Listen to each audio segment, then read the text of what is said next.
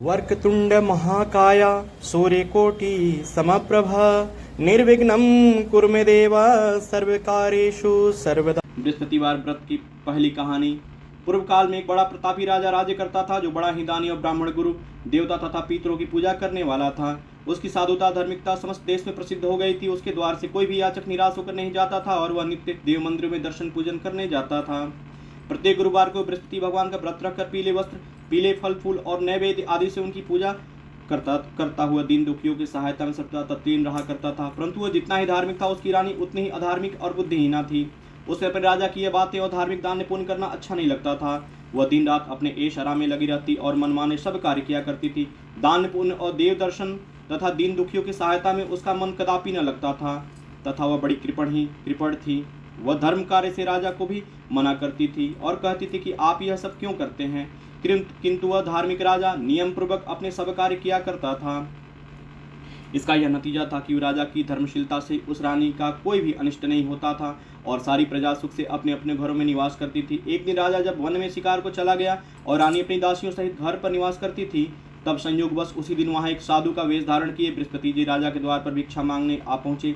उन्होंने राजद्वार पर आकर राजा की जयकार लगाई और भिक्षा की याचना की।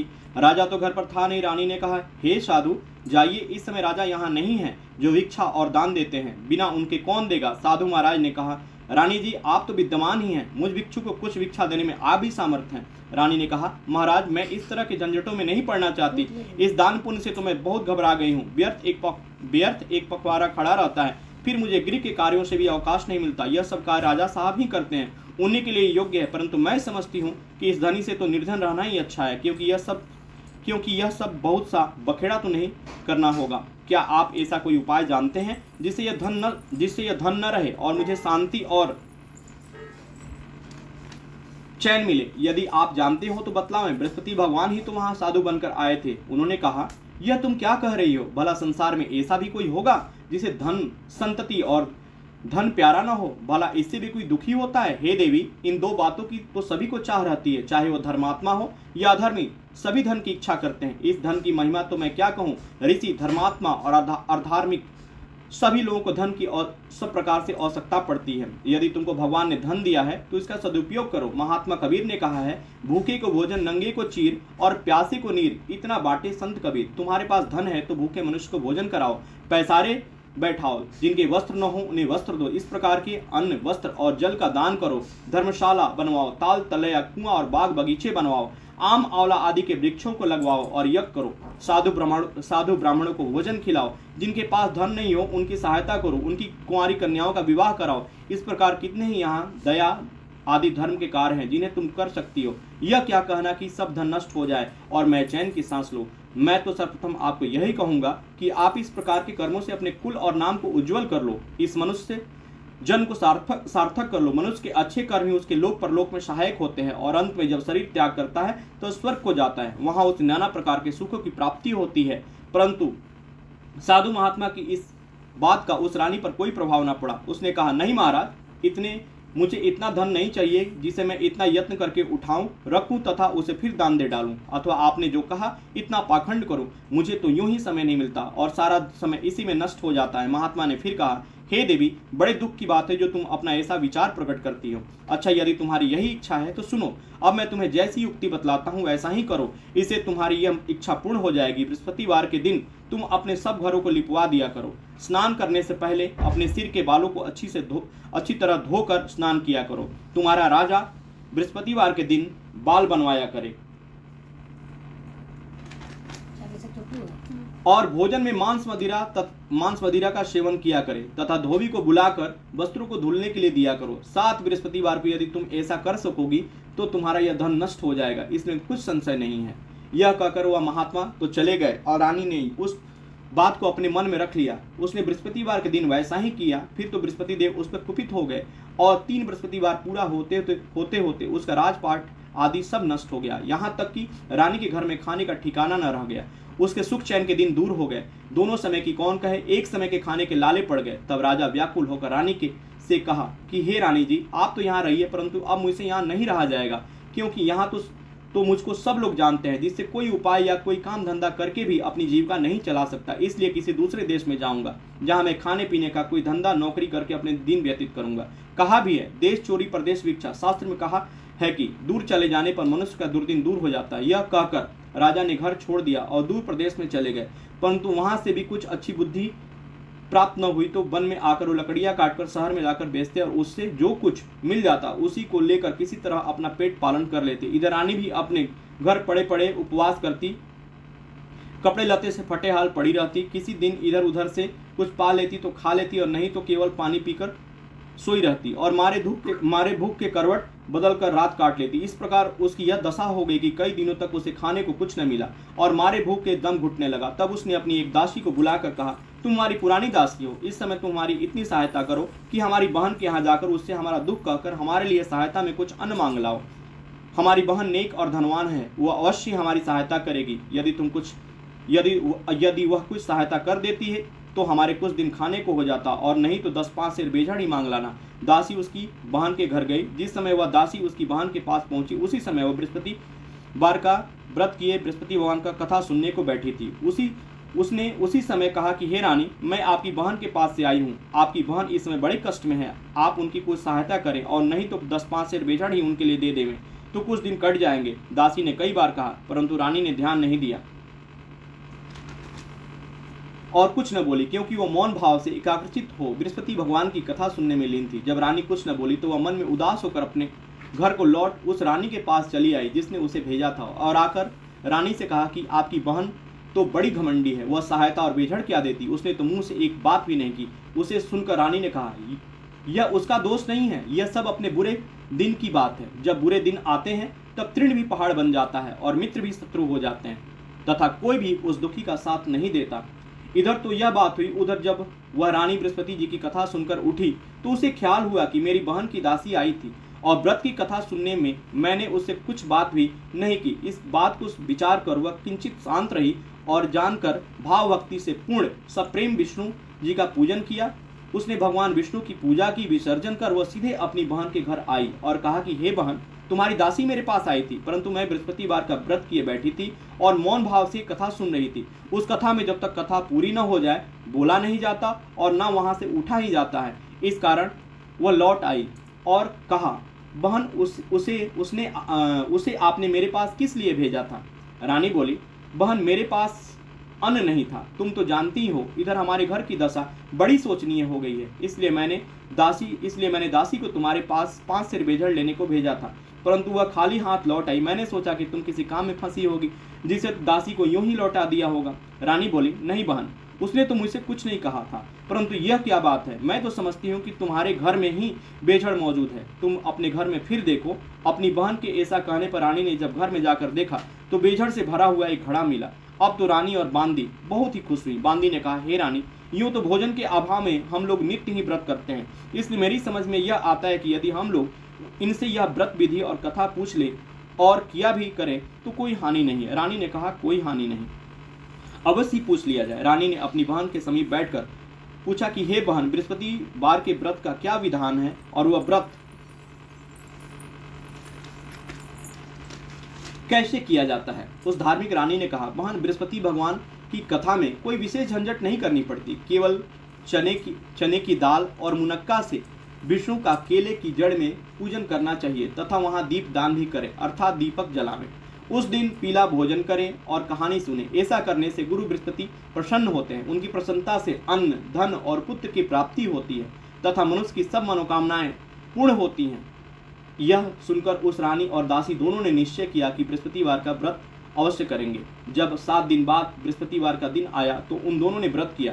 तब चना और गुड़ कहाँ से मिले, इसके लिए उन्होंने घुड़सवाल में प्रवेश किया और वहां से जाकर चना और गुड़ बिन कर ले आई और उस चने की दाल बनाकर गुड़ सहित जाकर केले की जड़ में श्री हरिविष्णु भगवान की पूजा की। इस प्रकार उन्होंने व्रत कर लिया, परंतु पीला भोजन कहाँ से प्राप्त हो? बिचारी रानी और दासी दोनों ही बड़ी दुखित हुई, परंतु व्रत के प्रभाव से भगवान बृहस्पति तो बड़े ही प्रसन्न थे, इसलिए थालों में पीला भोजन लिए भगवान स्वयं उपस्थित हुए और दासी को देकर बोले, यह तुम्हारे और तुम्हारी रानी दोनों के लिए है, अब इसी को भोजन करना। दासी प्रसन्न हो वह भोजन रानी के पास ले गई और सब बातें कहकर भोजन किया। बांदी और रानी दोनों ही बड़ी प्रसन्नता से भोजन किया। फिर तो वह हर बृहस्पतिवार को व्रत रखती और देवगुरु बृहस्पति के लिए भगवान विष्णु की पूजा करती। इस पूजा से वह फिर रानी हो गई। उसके घर में ज्यों की त्यों सारी धन संपदा भर गई और दासी भी बड़ी धनवान हो गई। परंतु ब्रह्मा के लेख और कर्म की रेखा को मिटा पाना बड़ा कठिन होता है। रानी फिर आलसी हो गई। तब दासी ने कहा, देखो रानी, तुम पहले भी इसी प्रकार का आलस्य करती थी जिससे सब कुछ नष्ट हो गया, परंतु बहुत परिश्रम के बाद तुम्हारे ये सुदिन लौटे हैं। अब फिर वही आलस्य न करो, दिन जनों को दान देकर सब पुण्य कर्म करो। भूखे को भोजन, प्यासे को पानी दो, पैसारे बिठाओ, ब्राह्मण को दान मान सम्मान और भोजन दो। रानी ने फिर सुकर्म किया, उसका यश फैला। वह अपने पति राजा के लिए चिंता में पड़ी कि राजा कैसे होंगे। उसने गुरु बृहस्पति से राजा से मिलने के लिए प्रार्थना की। भगवान ने रात्रि में राजा को स्वप्न दिया। राजा प्रातःकाल होते ही अपने देश को चला। मार्ग में उसकी बृहस्पति जी से भेंट हो गई। उन्होंने राजा से अपना व्रत करने को कहा। व्रत में चने की दाल, गुड़ और केले के वृक्ष में भगवान विष्णु की पूजा करने को राजा से कहा। मैं तो लकड़हारे का काम करता हूं, इतना पैसा कहां पाऊंगा, यह सभी विधि विधान से करूंगा, राजा ने कहा। साधु के वेश में आए बृहस्पति जी ने कहा, अगले दिन बृहस्पतिवार का व्रत करके तो तुम देखो तो सही, तुमको रोज से दुगुना धन मिलेगा। एक और कहानी। पूर्व काल में एक बड़ा ही गरीब ब्राह्मण था। उसको कोई संतान न थी, कारण कि उसकी स्त्री बड़ी मालिन स्वभाव की थी। प्रातः सोकर उठते ही सर्वप्रथम वह भोजन करती, फिर दूसरा कार्य करती।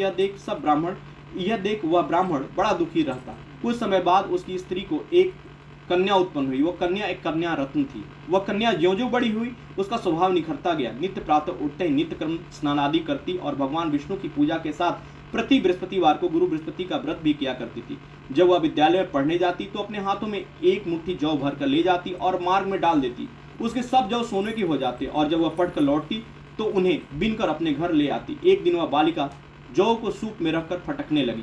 तब उसके पिता ने कहा, बेटी, सोने के जौ को फटकने के लिए सोने का सूप भी होना चाहिए।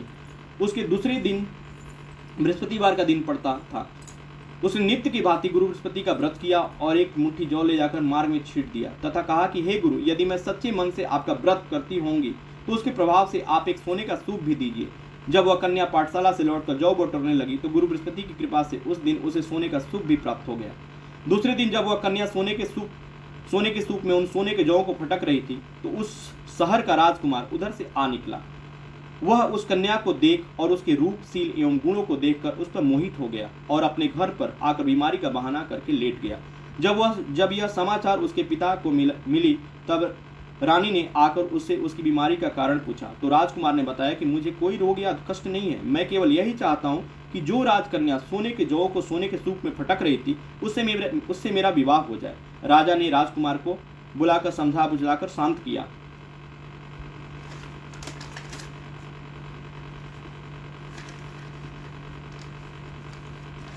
और कहा कि मैं पता लगाकर उसी कन्या से तुम्हारा विवाह करवा दूंगा। राजकुमार ने कन्या के घर का पता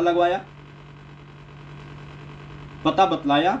राजकुमार ने कन्या के घर का पता बतलाया। राजा का मंत्री उस ब्राह्मण के पास गया और सब समाचार कहा। ब्राह्मण ने सविधि अपनी कन्या राजकुमार को दे दी। कन्या के जाते ही ब्राह्मण पुरुष दरिद्र हो गया, अन्न वस्त्र से दुखी। उसका एक एक दिन मुश्किल से व्यतीत होने लगा। एक दिन वह दुखी पिता अपनी कन्या से भेंट करने को गया। कन्या पिता की दीनता देखकर बोली कि पिताजी, आप मेरी माता जी को यहाँ लिवा आइए, मैं उनको वह युक्ति बतलाऊंगी जिससे आपकी गरीबी सर्वथा के लिए दूर हो जाएगी।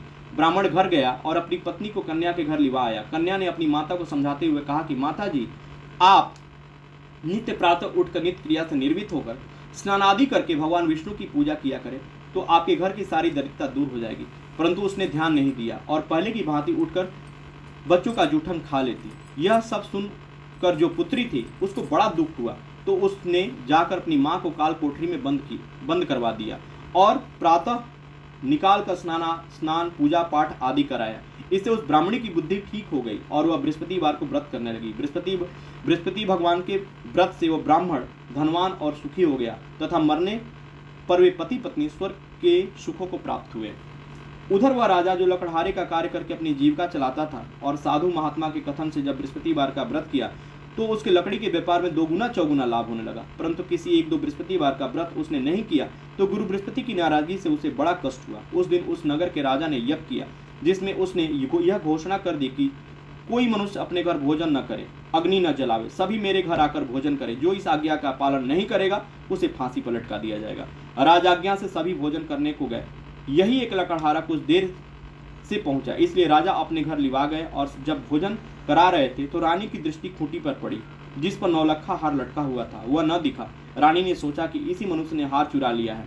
फिर उसी समय उसको जेल खाने में डाल दिया गया। जब राजा जेल खाने में गया तो विचार करने लगा कि यह तो न जाने मेरे किस जन्म का दुष्कर्म था जिससे मुझे यह दुख प्राप्त हुआ है। उसी समय बृहस्पति जी साधु के वेश में उसके समक्ष आए और कहा कि तुमने बृहस्पति जी का व्रत नहीं किया, इसी से तुमको यह दुख प्राप्त हुआ है। खैर, अब कल ही बृहस्पतिवार है, इसी जेल खाने के फाटक पर तुमको पड़ा हुआ 4 पैसा मिलेगा, उसी से तुम व्रत कर लेना। उधर राजा को स्वप्न दिया कि हे राजा, तुमने जिस व्यक्ति को जेल खाने में भेजा है वो सब था निर्दोष है और वह राजा है, उसको छोड़ दो। रानी का हार खूंटी पर है, यदि नहीं छोड़ोगे तो तुम्हारा राज नष्ट हो जाएगा। राजा ने स्वप्न देखकर सवेरे उठकर देखा तो हार खूंटी पर दिखाई दिया। उसे देख राजा ने प्रसन्न होकर लकड़हारे को बुलाकर क्षमा मांगी तथा उसे राजा के योग्य सुंदर वस्त्राभूषण देकर विदा किया। राजा अपने नगर को चला। जब वहां पहुंचा तो क्या देखता है कि अब तो यहाँ सब सुख छाया हुआ है। चलते चलते वह घर पर आए। यहाँ रानी ने राजा के स्वागतार्थ पहले ही बांदी को द्वार पर भेज दिया था। बांदी बड़े स्वागत से राजा को महल में लिवा गई। राजा ने क्रुद्ध होकर रानी से पूछा, यह धन वैभव तुमको किस प्रकार मिला? उसने कहा, यह सब गुरु बृहस्पति के व्रत की महिमा है। राजा ने कहा, बड़ी अच्छी बात है, अब मैं यह व्रत नियम पूर्वक करूंगा। और यहाँ तक कि सर्वथा राजा के दुपट्टे में चने की दाल बधी रहती थी और दिन में 3 बार गुरु महाराज की कहानी कहा करता था। एक दिन वह राजा घोड़े पर सवार होकर अपनी बहन के घर उसे देखने चला। मार्ग में उसने देखा कि एक मुर्दे को लेकर कुछ लोग शमशान को जा रहे थे। राजा ने कहा, अरे भाइयों, जरा ठहर जाओ और बृहस्पति भगवान की कथा सुन लो। उसे सुन सबको आश्चर्य हुआ, परंतु राजा ने कह सुनकर सबको रोक लिया और कहानी आरंभ कर दी। जब कहानी आधी पहुंची तो मुर्दा हिलने लगा और कहानी ज्यों ही समाप्त हुई वह राम राम कह के उठ खड़ा हुआ। राजा वहां से आगे बढ़ा तो एक किसान जो हल जोत रहा था, राजा ने उसे कहानी सुनानी चाहिए तो उसने कहा, वाह, मैं अपना हल चलाऊं कि तुम्हारी कहानी सुनूं। राजा ज्यों ही आगे बढ़ा कि उसके हल के बैल में से एक बैल पछाड़ खाकर गिर पड़ा और उसके पेट में भयंकर दर्द होने लगा। उसी समय उसकी माँ उसके लिए जलपान लिए रोटी और पानी लेकर आई तो उसके पेट में दर्द होता पाया और जब पूछा तो बेटे ने सब बात कह सुनाई। बुढ़िया ने दौड़कर उस घुड़सवार राजा को बुलाया और कहा कि मैं आपकी कहानी सुनूंगी,